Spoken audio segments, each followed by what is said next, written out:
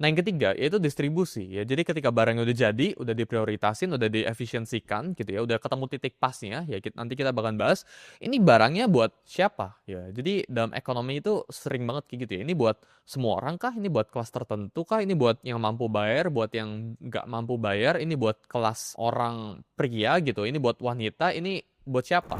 Itu juga jadi masalah utama dari ekonomi ya. Karena teman-teman harus pahamin ya, ketika distribusi itu harus dibagikan secara fair.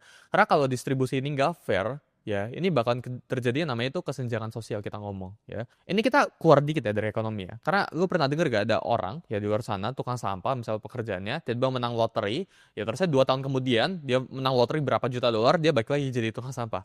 Maksudnya kayak gimana? Jadi distribusi itu harus selalu fair. Orang itu nggak boleh dapat uang yang terlalu banyak atau distribusi alokasi yang terlalu banyak. Kenapa? Karena ketika kebanyakan itu bakal ngerusak tatanan kerapian ekonomi ini gitu ya. Jadi yang teman-teman perlu pahamin ada masalah 4 ya, masalah utama dari ekonomi ini ya. Yang pertama itu prioritasnya ya, yang mana yang didistribusikan, yang mana yang di-create dulu gitu ya. Efisiensinya ya, kita tahu sumber daya itu terbatas ya, yang tadi gua ngomong. Jadi ketika gua pengen menghemat sumber daya ya, ini nggak bakalan efisien. Tapi ketika gue pengen efisien, ini bakalan boros banget ke sumber daya. Itu masalah ekonomi gitu ya.